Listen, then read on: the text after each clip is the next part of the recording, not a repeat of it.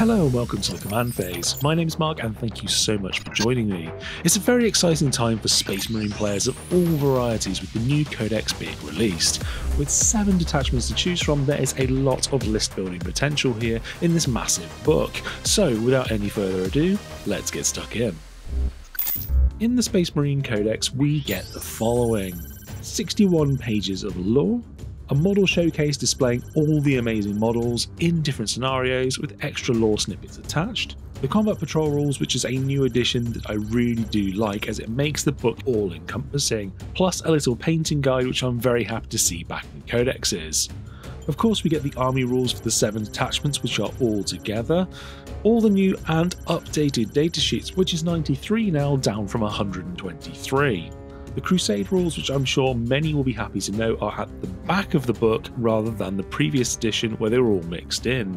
Plus a points list which is unfortunately most likely out of date with the release of the balanced data slate. But not to worry, there is a QR code inside to link you to the updated points, which is a nice touch. But to start off with, we will crack on with the army and detachment rules, which I'm sure the vast majority of you are here for. First up is something a lot of Space Marine players won't be happy about, and that's the change to Oath of Moment. You still get to pick a target each turn and get full reroll to hit against that target for all of your units that turn, but you no longer get the rerolls to wound on top.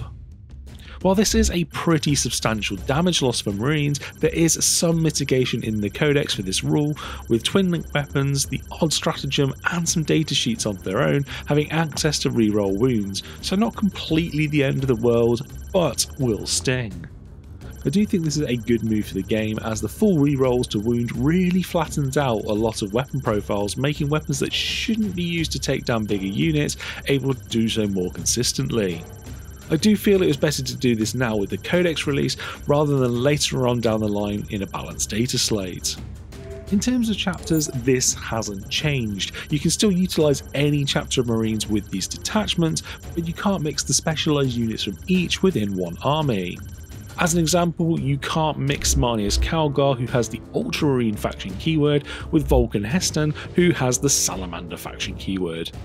For those of you unsure, you'll find these faction keywords on the bottom of the datasheets. In the Codex we have access to 7 detachments in total. There is a wide variety of playstyles to pick from, all based upon the playstyles of Space Marine chapters, so I'm sure there'll be one that really catches your eye and suits the models you like to play with. Some of these are stronger than others, but there is certainly enough here to keep a lot of Marine players happy. These 7 detachments are the Gladius Taskforce, which is based upon the Ultramarines, which is pretty much identical to the Index detachment. The First Company Taskforce is the detachment that focuses on First Company units like Veterans and Terminators, Vanguard Veterans, Stern Guard and such. The Anvil Siege Force is based upon the Imperial Fists. This detachment gets stronger while stationary and defending. Ironstorm Spearhead is next, and here is your Iron Hand style detachment, which is heavily focused on Tech Marines supporting vehicles. Then we have the Firestorm Assault Force, which is a pretty mobile Salamanders based detachment which wants you to be up close and personal with the usual enjoyment of fire. The Stormlance Task Force is next, which is based upon the White Scars. Here is a detachment for you if you want all the speed and mounted unit support. Last up we have the Vanguard Spearhead, which is based upon the Raven Guard. This is your sneaky and movement based detachment. Each of these detachments have access to their own detachment rule, set of unique enhancements and stratagems to utilise. None of these lock out any models from being used, so any Marine force can utilise these. They are just themed on a specific chapter, but any chapter can use these rules, so if you wanted to utilise the Stormlance Task Force as a Space Wolf player, you absolutely can. One thing to note is the stratagem Armour of Contempt is in every single detachment. This is a great stratagem for Space Marines, allowing you to reduce the armour penetration by 1 of attacks into a selected unit in either your opponent's shooting or any combat phase. This costs 1 CP and is a battle tactic stratagem, so can be reduced in cost by the Captain's Rights of Battle ability. This means that every detachment has at least one good battle tactic and a very strong defensive buff to help keep your unit alive. I've mentioned this now so you don't have to hear about it in every single detachment as we go through the stratagems for each. In terms of players looking to see whether there's going to be any codex creep or power level above the current indexes, I do think Games Workshop have done a great job here to limit anything like that. As mentioned before, some of these will be more competitive than others, but we will discuss that once we get through each of the detachment rules. The Gladius Taskforce is unchanged from the Index, a solid all-rounder with some army-wide adaptability, some good enhancements and all-round stratagems to utilise. If you're already familiar with the Index, feel free to skip ahead. The Gladius Taskforce detachment rule is Combat Doctrines. This allows you at the start of the battle round to choose one of 3 army-wide buffs for that battle round. Each one can only be utilised once, so on 3 of the 5 turns, these will be active. First up is Devastator Doctrine, which allows the army to shoot on the turn it advanced. Next we have Tactical Doctrine, which allows the army to shoot or charge on a turn it fell back. And lastly is Assault Doctrine, which allows the army to declare a charge in the turn in which it advanced. This is a really strong detachment rule, allowing for plenty of army-wide flexibility, allowing you to apply damage while being mobile, which is exactly what you want to be doing in the game. Each one of these can give you a major advantage at the right moment. These also interact with some of the stratagems and enhancements in this detachment to get even more out of this rule. Moving on to the enhancements, and to start with we have Artificer Armour for 10 points. This gives the bearer a 2-up armour save and a 5-up Feel No Pain, which is a pretty good cheap defensive upgrade. The Honour Vehement is next for 15 points. This gives the bearer +1 strength and +1 attack to their melee weapons, but while in the Assault Doctrine it's +2 strength and +2 attacks instead. Again, another solid enhancement to boost a character's output. Next up is Adept of the Codex for 20 points. This gives your captain model the ability to put his unit into Tactical Doctrine at the start of the command phase, even if you selected another or have been in it before.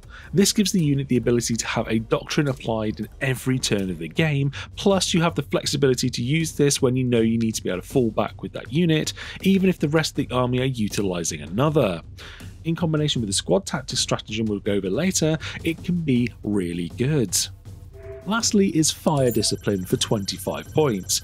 This is incredibly strong enhancement that was changed from the Index from being called Bolter Discipline, and that was it. The bearer still gives the unit sustained hits 1 on all their ranged weapons, and if they're in Devastator Doctrine, you get a critical hit on a 5+. This is a defining stratagem for this detachment and works so well with a variety of units like Aggressors, Hellblasters and Desolator Marines. The reroll hits from Oath of Moment is still relevant to fish for these critical hits. One combo commonly used to take this to the next level is to have an Apothecary Biologus attached to the squad to give the unit lethal hits on top. Moving on to the stratagems, as mentioned before, each detachment has Armour of Contempt, so this will skip and start off with Only in Death does Duty End for 2 CP. This gives you access to Fight on Death for any of your units that were destroyed in the fight phase, as long as it hasn't fought already. This is really nice to have access to. It doesn't always come up, but it's there in case you need it and can be incredibly useful even for the high CP cost. Next we have Honour the Chapter for 1 CP. This battle tactic stratagem gives all melee weapons of a unit the Lance ability, which is +1 to wound if the unit charged, plus if your unit is in the Assault Doctrine, you also get +1 armour penetration to your melee weapons on top. This is a fantastic melee buff for units that want to be using this to get some extra damage through. Adaptive Strategy is next for 1 CP. This allows you in the command phase to select one unit from your army and put that unit into any of the doctrines, even if they've already used it this battle. As mentioned before, each of the abilities from the doctrines are fantastic, and this just allows you to pick the one that is needed specifically for that unit this turn. Like a squad really needing to get into that important combat, giving them the Assault Doctrine for the advance and charge could make all the difference in guaranteeing they get in. Up next we have Storm of Fire for 1 CP. This battle tactic stratagem gives your unit's ranged weapons the Ignores Cover ability. If the unit is also in the Devastator Doctrine, the weapons get +1 armor penetration too. This is a great ranged ability to get even more out of your weapons. Bundle this with Fire Discipline, with the unit being in Devastator Doctrine, and the opponent's models are in for a world of pain. Last of all, we have Squad Tactics for 1 CP. This allows your infantry or mounted unit in your opponent's movement phase, as long as they aren't in engagement range, to make a d6 move, or 6 inches if in the Tactical Doctrine if an opponent's unit ends a normal, advance, or fallback move within 9 inches of your unit. This is pretty good, and even more so in the Tactical Doctrine. This can help you avoid charges, get onto an objective, move into cover even out of line of sight from an upcoming attack. May not come up all that often, but something your opponent will have to play around. The first of the new detachments is the Imperial Fists themed Anvil Siege detachment. Their detachment rule is aptly named Shield of the Imperium. This gives every ranged weapon equipped by Adeptus Astartes models in your army the heavy ability, which gives the unit +1 to hit if they remain stationary. If such a weapon already had this ability, each time attack is made with that weapon, if the attacking model's unit remains stationary this turn, add 1 to the wound roll as well. This I'm not overly sure about. With the game rewarding mobility to achieve primary and some secondary objectives, having a rule that increases your damage output from standing still really doesn't add up. And typically you'll need to move in order to do damage to your opponent. The likelihood that an opponent is just going to walk straight out into your line of sight to allow you to make the most out of remaining stationary is very slim. That being said, indirect weapons are a big threat in this game, and this rule certainly makes units like Whirlwinds and Desolator Marines that typically don't want to move even more deadly. Moving on to the enhancements, we start off with Indomitable Fury for 20 points. This can only be applied to Gravis models and gives the bearer the ability to get back up after being killed on a 2+ with full wounds remaining. While it's nice having the model getting back up and full wounds remaining, I'm not sure this is something you'll be wanting to take all that often with the Gravis limitation.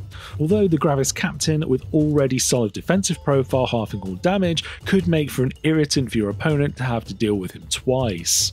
Next up we have Fleet Commander for 15 points. You can give your captain a once per battle ability to Orbital Bombardment. Basically putting a point on the board on one turn, and then on the next shooting phase place another marker 12 inches away from that. Every unit in a direct line between the two suffers D3 mortal wounds on a 3+. Both markers are then removed. This I don't imagine will ever be taken, as it's something that can be played around by the opponent and doesn't really do enough damage. Maybe against a gunline army it might be okay, but honestly I don't think this will be worth the points. Stoic Defender is next for 15 points. While the bearer is leading a unit, they get a 6-up Feel No Pain within range of an objective marker you control. Plus, while the unit is battle shocked, you halve the objective control instead of putting it to 0. Honestly, getting a 6-up Feel No Pain onto a unit is pretty good, especially on tough 3-wound model units like Terminators or Blade Guard, which are already problematic to get off a point. The OC aspect of this is just a plus if it ever does come up. Last of all, we have Architect of War coming in at 25 points. This gives ranged weapons of the unit he is leading the Ignores Cover ability. A really straightforward enhancement that is very good, and something that benefits the style of the army which you're going for. This I can see being picked up a lot. Onto the stratagems, and there of course is Armour of Contempt as mentioned earlier, but first up from the other 5 available is Rigid Discipline for 1 CP. At the end of the fight phase, this allows one of your units to immediately make a fallback move of 6 inches as long as they either end their move wholly within your deployment zone or within range of an objective marker. This is an interesting ability that can be a little harder to use with the restrictions, but being able to fall back in either fight phase onto an objective marker could affect the maths for who has control of an objective and affect the primary points. Plus you have the option on your opponent's fight phase to fall back afterwards with a heavy weapon unit, remain stationary the following turn utilising the detachment rule, or even able to charge back in to delete them off the board. This is deceptively good to give extra movement to a detachment that doesn't particularly want to, and something that may well come up in the right circumstances. Next is not one backward step for 1 CP. This doubles the objective control of a unit in range of an objective marker for the turn as long as it remains stationary. While a useful strat in the right circumstances, especially for an army that wants to remain stationary, I'm not overly sure it'll come up that often. This could be a nice way to bluff your opponent into not trying to contest an objective as you have access to this strat. No Threat Too Great is next for 2 CP. While one of the most expensive strats in the detachment, this gives units a reroll wounds against monsters and vehicles in your shooting phase.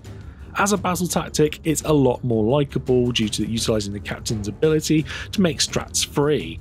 It's a really useful stratagem to have against harder to kill targets and really will help you to remove that threat. A good tool to have, especially on top of the detachment rule. Next we have Battle Drill Recall for 1 CP. This battle tactic stratagem gives a unit in your shooting phase sustained hits 1 ability, and if they stood still, they also get critical hits on a 5+. Paying 1 CP for Fire Discipline is pretty damn good to be fair, and will really push the damage output of a unit. Although having to stay stationary, even though that's what the detachment wants you to do, does make this a little worse. Popping this on a unit with either a Lieutenant or Apothecary Biologus for lethal hits on top is just gravy.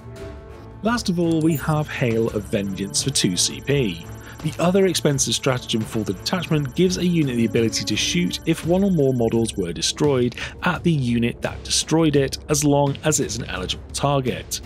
2 CP is pretty steep for this ability, although could be well worth it in niche cases if the number of casualties wasn't too high on a unit with a lot of output. This could come up and definitely one to remember if you have the CP. The Ironstorm Spearhead is next, and their detachment rule Armoured Wrath allows you once per phase for each Adeptus Astartes unit in your army can reroll 1 hit, wound or damage roll. With a detachment wanting you to take a lot of vehicles with a lot of high-powered low shot count weapons, it could make a difference, and being able to reroll the damage of a weapon here is pretty nice too. It's nothing too fancy, but it is an army-wide ability that every unit can utilise over the course of the game. First up for a massive 40 points is Target Augury Web. This gives the Tech Marine an aura where vehicles within 6 inches of him get the lethal hits ability. While 40 points is a lot, it's a pretty strong ability if you wanted to pop this guy in the middle of a few vehicles, which is exactly where he wants to be to trigger the lone operative ability and combos well with the rerolls to hit part of Oath of Moment. Next we have The Flesh is Weak for 10 points. This gives the bearer a 4-up Feel No Pain. This is a pretty straightforward and cheap defensive buff, but there are better enhancements you'll probably want to spend your points on. Adept of the Omnissiah is next for 25 points. Just like the Leagues of Votan had in the last edition, this gives a Tech Marine the ability to reduce the damage characteristic of an attack against a friendly vehicle within 6 inches to 0 when a saving throw has failed. This is a great ability for keeping your valuable units alive, and being after a save means you have the chance to mitigate it before having to use this. The likelihood is this will stop a fair amount of high damage shots over the course of the game, and definitely worth the points. Last of all, we have Master of the Machine War for 20 points, which is another aura ability. While a vehicle is within 6 inches of the bearer, it can shoot even if it fell back or advanced this turn. Again, another fantastic enhancement available to you, and something I can see going in every army. You want to be shooting every turn with your vehicles, and this allows you to do so. Plus, with this also being available to other characters rather than just Tech Marines, this gives you some more options to play with. Overall, a really great set of enhancements here. Moving on to the stratagems, and there of course is Armour of Contempt we've already mentioned, so skipping past that we go on to Unbowed Conviction for 1 CP. This battle tactic stratagem allows a unit that is below starting strength to ignore any or all modifiers to any characteristic, plus any roll or test made for it except saving throws until the end of the turn. This is an incredibly strong ability, as we've seen from Trajan in the Custodian army. The obvious case here is to ignore any penalties to a bracketed vehicle, but this is stronger than just that. Ignoring stealth modifiers when shooting, any potential tanglefoot to reduce charges, and aspects of the new Death Guard's Blight, just to name a few. While the below starting strength keeps this from being too powerful an ability, it's definitely one to keep in mind. Mercier's weakness is next for 1 CP. This battle tactic is pretty flavourful and great at finishing off an enemy. In your shooting or fight phase, if you're attacking a unit below starting strength, your unit gets sustained hits 1, and if your unit is also a vehicle, you get critical hits on a 5-up as well. This is something I really do like, and a huge damage increase to your unit, especially getting the target below starting strength, could be as simple as putting some chip damage in from a unit before using this one to finish off the job. If you can stack lethal hits on top from, say, target augury web, then even better. Next up we have Vengeful Animus for 1 CP. When a vehicle from your army is destroyed, instead of rolling for deadly demise, it automatically explodes. In the right circumstances and positioning, this is great, especially with an army this detachment wants you to build. Next is Ancient Fury for 1 CP. This stratagem gives a walker in your army +1 move, toughness, armor save, leadership and objective control, and +1 to hit until the next command phase. For an army that will probably have a fair few of these in it, this is a great way of not only improving the defensive capabilities of your dreadnought, but allows it to make itself even more of a nuisance on an objective. That and the +1 to hit helps for targeting something other than your oath target too. It's just good clean fun. Last of all we have Power of the Machine Spirit for 1 CP. This allows one of your vehicles to shoot back in the opponent's shooting phase if it was reduced below half strength. When it comes up, it's definitely a nice to have, and like the rest of the rules, really pushes you into the type of army you want to play. Next up is the Salamander's themed detachment with the Firestorm Assault Force, which has close range eradication as its detachment rule.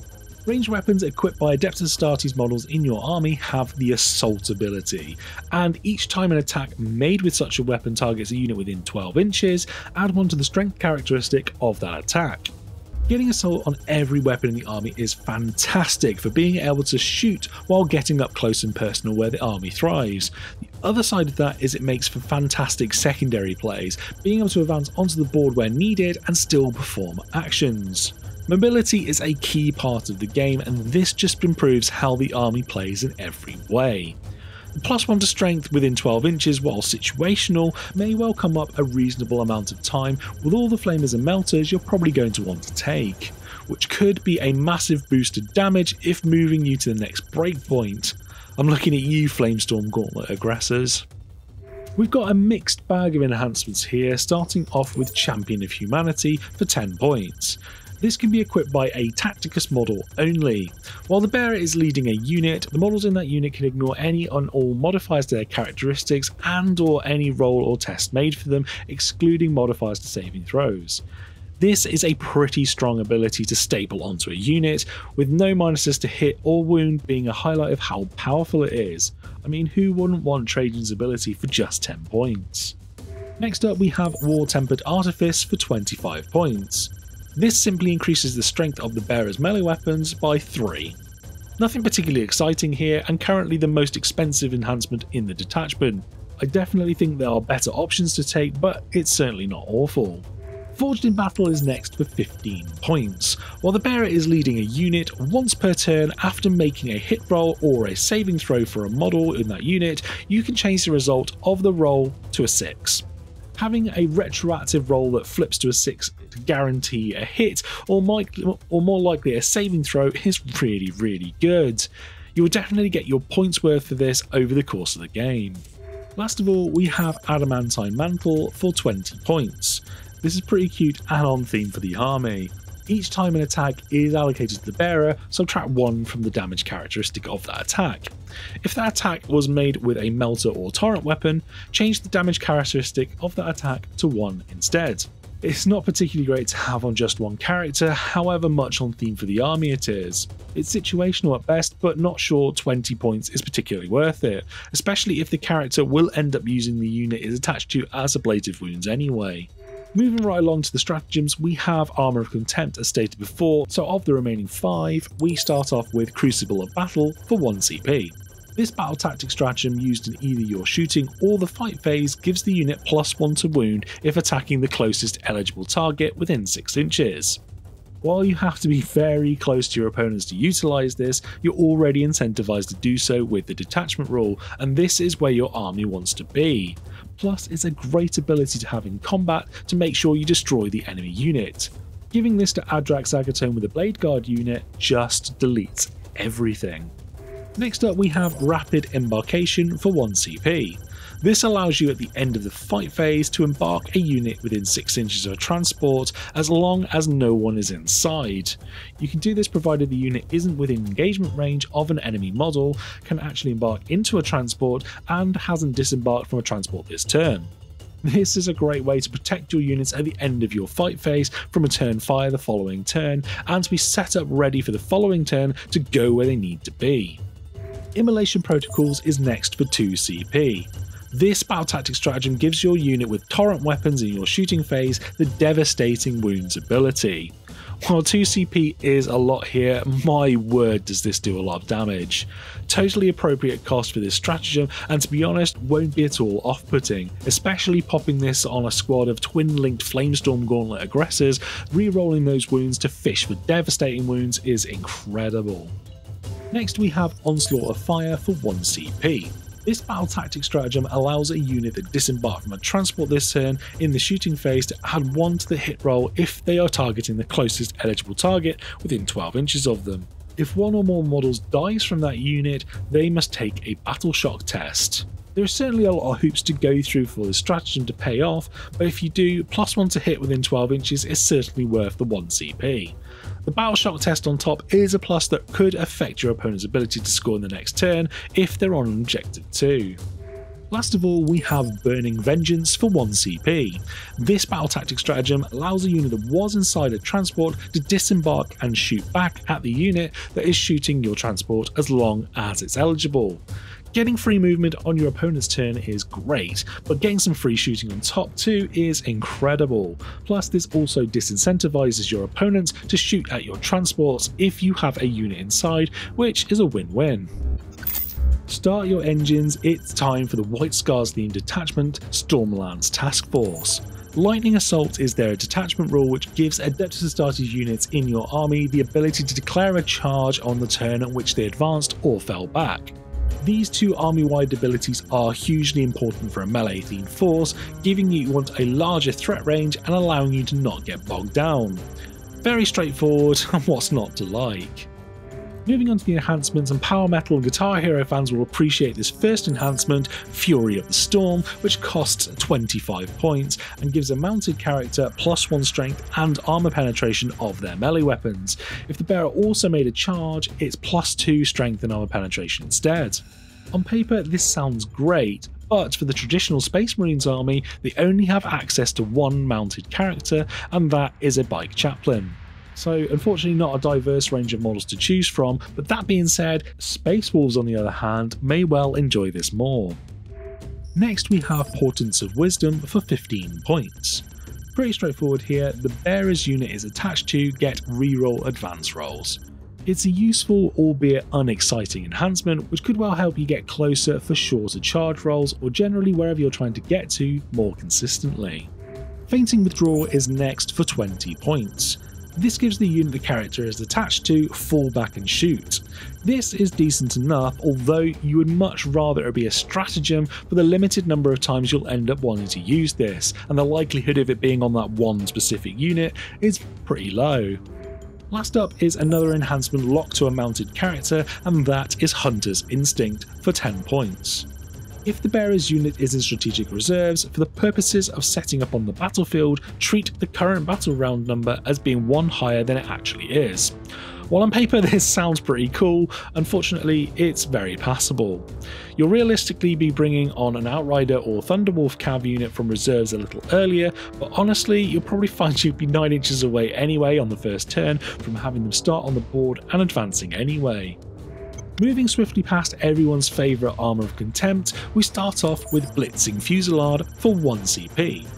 This battle tactic stratagem allows one unit in your shooting phase to have their ranged weapons gain the assault keyword, and if they already have that, they gain sustained hits 1 ability as well. This is a great way to allow a unit that's already wanting to advance forward from the detachment rule the ability to shoot on top, which it may well not been able to before. The sustained hits 1 is a nice bonus to have, but more often than not you'll probably be targeting a unit that wants the assault aspect of this stratagem. Plus 1 CP to advance and do an action on a unit that doesn't have the weapon type can be clutch. Next we have Full Throttle for 2 CP. This allows one mounted or vehicle unit from your army to advance 6 or 9 inches if mounted. This is pretty pricey, but for an army that wants to be advancing and charging, this is a guaranteed way to increase your threat range. That being said, 2 CP for Outriders to get an extra 3 inches more to their advance, as they auto advance 6 inches already, is a little steep. But for Thunderwolf Cavalry or Dark Angels Bikers, this may well be worth the cost. Shock Assault is next for 1 CP. This battle tactic stratagem allows the mounted unit to reroll charges, and melee weapons gain the Lance ability. For an army that wants to get into combat, this is great, as you'll probably be spending 1 CP anyway if needed to reroll the charge to make sure you get in. That being said, the Lance ability won't help Outriders with the Chaplain on bike attached to the unit, but again, Thunderwolf Cav and Ravenwing units will appreciate this. Starting to sense a theme here? Next we have Ride Hard, Ride Fast for 1 CP. This battle tactic in your opponent's shooting phase allows a mounted or fly vehicle from your army targeted by a shooting attack to get -1 to hit and -1 to wound until the end of the phase. While limited in targets, this is an incredible defensive buff for those units, albeit only in the shooting phase. But this really does help keep your unit alive to then get them where they want to be. Last of all, we have Wind Swift Evasion for 1 CP.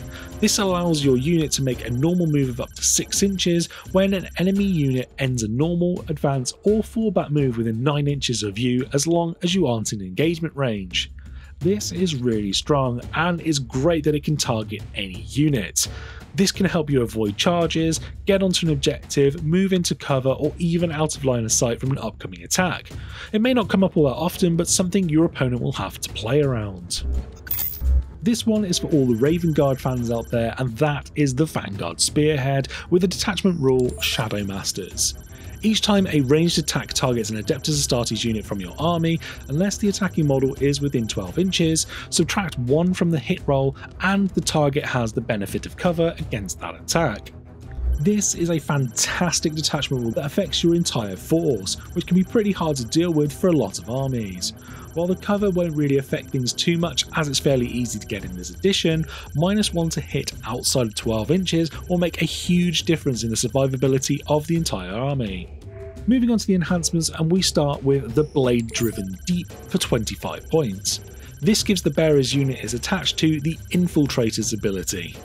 Being able to deploy a unit 9 inches away from the enemy behind a wall in the midboard can be a really big deal, especially for say a captain with a big unit of Terminators or Blade Guard to utilise the free battle tactic strats. Plus I'm sure other chapters like Dark Angels and Blood Angels would appreciate this too. Just a really strong enhancement I'm sure will be taken more often than not. Next up is Ghostweave Cloak for 15 points. This gives the bearer stealth and lone operative abilities. The issue here is who to put it on. Characters with the leader abilities would be wasted, and you already have the lieutenant with a combi weapon if you wanted a lone operative. Maybe a fast moving character to get into combat unharmed, but really it probably isn't something you're going to take.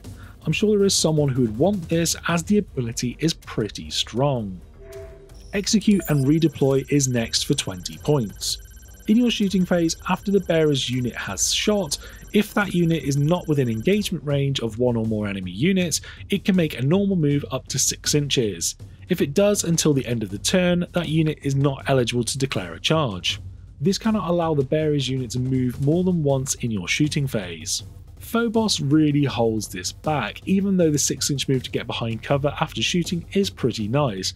This is something I don't think we'll see much play. Last of all, we have Shadow War Veteran for 30 points. Again, Phobos model only. Once per battle, after your unit uses a stratagem, the bearer can use this enhancement. If it does until the end of the battle, increase that stratagem's cost to your opponent by 1 CP. This is a great ability, and you'll probably chuck this on that nice lone operative lieutenant with the combi weapon. It's fairly expensive, but really useful at stopping your opponent from utilising all those free strats, and will probably make the vast majority of lists. Moving on to the stratagems, and needless to say, Armour Contempt is in this detachment, so on to the next one, and we have a deadly prize for 1 CP. This allows an infantry or mounted unit in range of an objective marker to sabotage it. This makes the objective sticky and remains yours until an opponent controls it at the start or end of any turn. Plus, while under your control, if an enemy ends a normal move, advance, fallback or charge move within range of that objective marker, roll 1d6. On a 2-up, that enemy suffers d3 mortal wounds. In theory, this could proc multiple times and do a decent amount of damage on a hotly contested objective. And to be fair, I'd happily pay 1 CP for sticky objectives and have the extra damage as just a bonus. While not going to be used all the time, is definitely a nice to have. Next up is Surgical Strikes for 2 CP. This battle tactic gives your units melee weapons in the fight phase the Precision ability. In the right circumstances, this can take out a buffing character on a main enemy unit, but more often than not, you're probably going to end up wiping the unit before needing to kill the character anyway. It's a good situational backup strat, but certainly won't come up every game. Strike from the Shadows is next for 1 CP.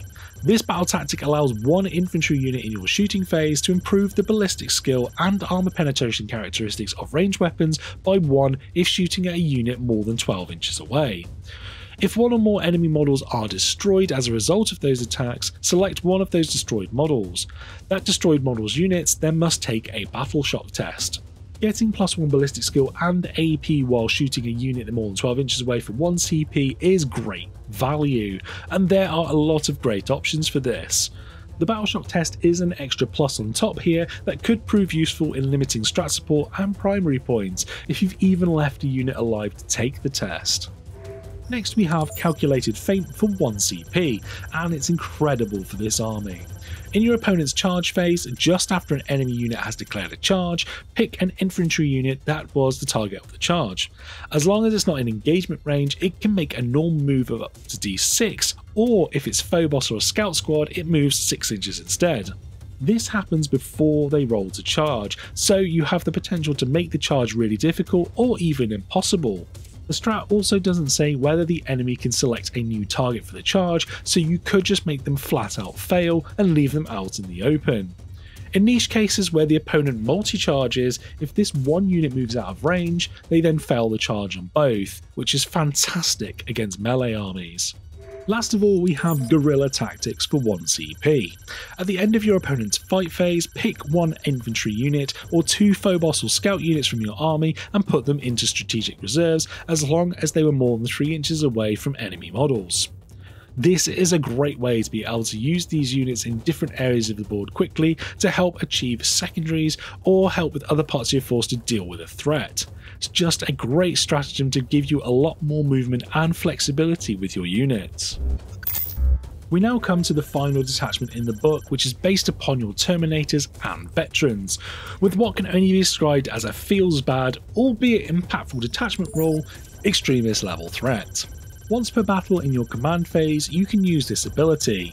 If you do until the start of your next command phase, each time a model from your army with the Oath of Moment ability makes an attack that targets your Oath of Moment target, you can reroll the wound rolls as well.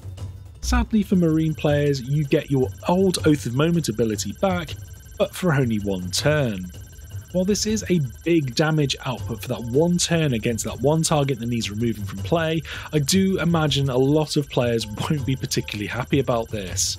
Certainly not very inspiring for a detachment rule based around some very cool units. Moving on to the enhancements, and they all have a theme where you have an ability for the character and then a once per game ability that affects the unit also. Very much in keeping with the detachment rule of having that 1 turn when you hit the go button. To start with, we have the Imperium Sword for 25 points. You get to add 1 to the attacks characteristics of the Bele's melee weapons, and then once per battle at the start of any phase, the bearer can use this enhancement, and if it does until the end of the phase, add 1 to the attacks characteristics of melee weapons equipped by all other models in that bearer's unit as well. Solid enough that helps that one unit hit harder when you need it to, and obviously gets more powerful the larger the unit size. Next we have Fear Made Manifest for 30 points. While an enemy unit, excluding monsters and vehicles, is within 6 inches of the bearer, each time that unit fails a battle shock test, one model in that unit is destroyed, which is chosen by the controlling player. Once per battle, when such an enemy fails that battle shock test, you can choose for D3 models in that unit to be destroyed in this way instead. In very niche cases, this may well come up, but you have to jump through some big hoops in order to be in the right place at the right time to get this to work. Just can't see this being taken very often at all. Rites of War is next for 10 points. Improve the objective characteristic of the Terminator bearer by 1. Once per battle at the start of any phase, the bearer can use this enhancement. If it does until the end of the phase, add 1 to the objective control characteristic of all other models in that bearer's unit as well. Again, another uninspiring enhancement which you'll potentially be putting on a Terminator Ancient to once per game make the squad 3 OC each, and just generally 2 OC each and 3 for that Ancient. I don't imagine you'll care all that much really, but if you have some spare points, it's not the worst thing you could do for niche cases. Last of all, we have Iron Resolve for 15 points, which is more likely to be the enhancement you want to put on a Terminator character. The bearer has the 5-up Feel No Pain ability, and then once per battle, after the bearer's unit is selected as targets for 1 or more attacks, the bearer can use this enhancement. If it does until the end of the phase, models in that bearer's unit also get the 5-up Feel No Pain ability. Once per game, increasing the durability of a 3-wound Terminator unit with a 5+ Feel No Pain is fantastic. We've seen in the past how good this is in a unit of Wardens, and this on top of Armour of Contempt, if necessary, will keep that unit alive. And for only 15 points, this may well be worth a look at. Everyone will be glad to know this is the last time I will mention that Armour of Contempt is going to be in this detachment. So moving on to the next, we have Heroes of the Chapter for 1 CP. This battle tactic stratagem can be utilised by Terminator, Blade Guard, Stern Guard and Vanguard Veteran Squad, which you'll see is a theme here. In the shooting or fight phase, each time your unit attacks, add 1 to the hit roll, and if they're below half strength, add 1 to the wound roll. Honestly, look at this as +1 to hit for 1 CP 99% of the time, which to be fair is probably good enough, and treat the +1 to wound below half strength as a niche upside which can come up from time to time to get some last ditch damage out. Next up we have Terrifying Proficiency for 1 CP. This battle tactic stratagem, which targets the usual suspects in your fight phase that charged and destroyed 1 or more enemy units this phase, in your opponent's next command phase, each enemy unit within 6 inches of your unit must take a battle shock test. If the unit taking the test is below half strength, subtract 1 from that test. Enemy units affected by this stratagem do not need to take any other battle shock tests in the same phase. Utilising this with the Fear Made Manifest enhancement has a decent chance of forcing a few mortals in your opponent's army, but requires some setup and still isn't a sure thing at all. Plus the damage output of that enhancement isn't particularly impressive. In very rare cases it comes up and may be useful if you engage onto or near a primary objective, but honestly keep this in the back of your minds for that rare scenario. Duty and Honour is next for 1 CP. This gives one of your usual suspects within range of an objective marker in your movement phase the ability to make it sticky until your opponent controls it at the start of end of any turn. I'm more than happy to pay 1 CP to sticky an objective, and this allows your units to go off and do what they do best rather than sit around. Next up is Orbital Teleportarium for 1 CP. At the end of your opponent's fight phase, select 1 Terminator unit from your army that isn't in engagement range and remove it from the battlefield, placing it into strategic reserves. It will arrive on the next turn utilising the Deep Strike ability. While worse than the Vanguard Spearhead Detachments version, it's still a solid strat to get your Terminators somewhere they need to be on the following turn, whether this is for primary or secondary play or just getting back into the fight where you need them.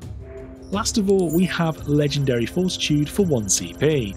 This battle tactic stratagem in your opponent's charge phase, one of the usual suspects gets -1 damage to all incoming enemy attacks.